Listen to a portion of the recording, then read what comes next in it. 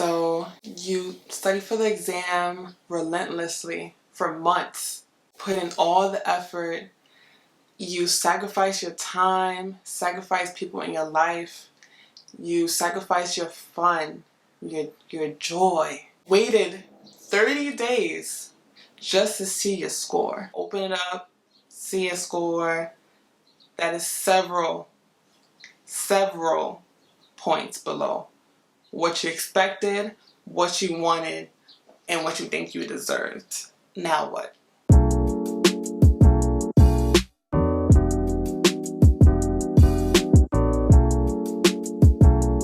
Hey guys! Thank you so much for watching and coming back to my channel. Or if this is your first time, which it probably is because it's only my third video. Yeah, so welcome to my channel. Today I just really wanted to make a video about medical school, but more specifically my journey to medical school. And on the way I just want to give some advice, or I guess sort of my perspective on getting into medical school with a low MCAT score. So I attended University at Albany, aka Albany UA. You know? Oh, my Albany kids know what's up. So yeah, I went there. I graduated in 2016 and I majored in human biology and I double minored in psychology and sociology. So I graduated with a 3.74 GPA. I guess the GPA that they like to look for is at least maybe 3.4, 3.5, around there somewhere. What did I get on my MCAT? Can I get a drum roll? So, I got a 504 on my MCAT. 504. I think the MCAT breakdown was like 124, 125, 126, 129. In the order of Chem Phys, Cars, Bio, and the last one, Psych Soc. So yeah, that was my score. I wanted like a 510, but realistically I was like, maybe I can get a 508. But I got a 504, several points and several percentiles lower than what I wanted and what I expected. And I ended up studying for it again, but then I didn't end up taking it because I felt like I was going to get a similar score the second time around. So I was like, what's the point in me investing all of my time and energy and going through the emotional turmoil that is taking the MCAT again if I can end up getting this around the same score. So I applied with the same score. But, I had experiences. I had experiences in college where I was on e-board, where I was participating in community service, and I worked at a hospital for 2 years. So there's so many things that you can contribute to your application besides your MCAT that can produce a successful applicant. For each individual person, you have a different story, you have a different GPA, you have different experiences, a different personality, and you structure your application differently. So you have a unique thing about you that no one else has. And I know it seems like this abstract yet cliche idea that you're so different, you stand out, like tell your story and da-da-da. It's true, because at the end of the day, like, if you can show who you are outside of your MCAT score, you still have opportunities to get into a medical school or a DO school. There's different things you can do. But if you've already graduated college at this point and your GPA is set and done, there's post-bac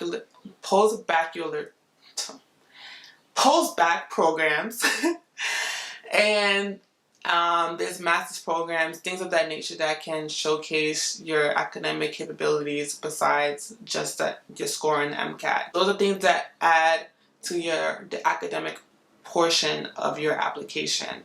But you can also build yourself in so many ways outside of that, like volunteering. I think volunteering is a really big and underestimated thing that you can do, because it shows so many aspects of the person. Like, you're willing to take time out of your day, time out of your week to help people. And it doesn't have to be medical related. It can be, in your community. There's so many different ways to volunteer. Homeless people, giving out food, working with kids. There's like literally a million options. And if you can't find it and you have the innovative, way about you that you can create programs or create volunteer opportunities, that would be amazing. And that's something that will stand out compared to other applicants. Another thing that really helped me was finding a great mentor. So there's a website called MentorNet, and it's a resource for people who can, find mentors and be a mentor. It's kind of like Match, but for mentees and mentors, especially as it relates to careers in science and medicine. So, the mentor I found through that program, she really guided me in terms of building confidence in myself, and talking about, my goals for a medical career. But also, tangibly, she helped me because she actually helped me to edit my essay. I would send it to her, she would read it back, tell me things I need to change. I would change them, send it back again. She'd be like, nah, you need to change that. So, literally that back and forth with my essays, her giving me advice helped me so much. So if you have the opportunity to get a mentor, if you know any doctors, if you know even science professors that can help you through this process, that can really help a lot. They can give you advice and help you learn more about things that are going to help you win over medical school admission committees. Another major thing is starting on your application early. If you can take the time prior to application season and really dedicate yourself to have a really strong, powerful application essay as well as your activity paragraphs, I cannot tell you enough how valuable that is to have strong essays. And I went to a medical school open house, and I remember someone from the admissions committee saying, we want your application to tell a story. We want it to kind of have a theme. So who are you? And it's more than just a personal essay. Also your activities, your recommendations, all of it should paint a picture of the type of person that they want in their medical school. If you feel like your MCAT score isn't that strong, you have the opportunity to really shine and show who you truly are through your essay. I think that was something that really helped me because I was able to share my story in a very authentic way. And through my story of, just my life and coming into medicine, I was able to also include my experiences and how that helped to sort of solidified that I knew I wanted to be a physician, and the skills I acquired that I think will help me to become a better physician. But honestly, going into the application cycle, whether you're applying still this year or you're planning to apply next year, working on things early ahead of time, so you can get that benefit of not being a late applicant, and applying broadly. I applied to 25 schools. Actually, I applied to 26 exactly. If you qualify for the fee assistant program, please apply because it's expensive out there, and I had to pay for it on my own, and life was hard because I looked at my bank account and I was like, oh my God. Yeah. It was tough. There's a resource called MSTAR. I believe it stands for Medical School Application Resource. I think it costs $20 approximately, or maybe a little bit more, and it gives you the rundown of all the medical schools in the United States and the average MCAT that they accept, I believe, or maybe the lowest. I guess the average MCAT score of those who either applied and or matriculated into that medical school. So you have that resource, and I use that to kind of gear my applications in terms of which schools I would apply to, which schools I wouldn't apply to if I felt like I was too below the MCAT cutoff. But I also apply with faith because honestly, maybe about 10 or so, or I'm pretty sure maybe about 20 schools had average MCATs that were far above what I was applying with. So again, it's possible. So I applied with my 504 MCAT, and I was able to get interviews at 8 different schools. I attended 7. One of them, by the time I had gotten my interview invite, they had already told me from the beginning that I was interviewing for a waitlist spot. And I was like, I guess. At that particular point, I had already gotten to several schools, so I wasn't really stressing it. I was like, yeah, whatever. So I did end up getting on a waitlist spot, but then I didn't end up finishing, or I guess following through with the waitlist, because again, I had already gotten to different schools, and one of my top choices for medical school had already gotten in at that point, and that's the school that I'm going to in the fall. Another school, I was on hold for like mad long, and then eventually, like literally weeks ago, they told me, oh, we regret to inform you that, I'm like, you think? It's damn near August, and I interviewed in December. Why you even still got my email address? Like, so of the 26 schools that I sent primaries for, I completed 15 secondary applications. Honestly, by the fall, I was tired and I was like, this ain't it. Like, so they basically kept my money because I never finished it, and I was cool with that because I just could not. Those 15 applications was enough for me, and I was like, Jesus, take the wheel, because I give up. I give it to you. What happens, happens. And those 10 schools or those 11 schools, it is what it is. So I sent 15 secondaries, and of those 8 interviews, I attended 7. As I mentioned, one of them I got waitlisted, and the other one, it just fell through, whatever. And the other 5, I was able to gain an acceptance to. So again, this is coming from someone that, with a low GPA, I think I was like 63rd or 64th percentile, and I was able to receive 5 medical school acceptances. So it's possible. It's really about you and about what you give to your application. Another thing I would say is don't be afraid to retake the MCAT. There's this common misconception that medical schools highly stigmatize MCAT retakes. And honestly, like, there are many people who have taken it 2, 3, 4, 5, 6, 7, 8, 9, 10, 11, 12, 13.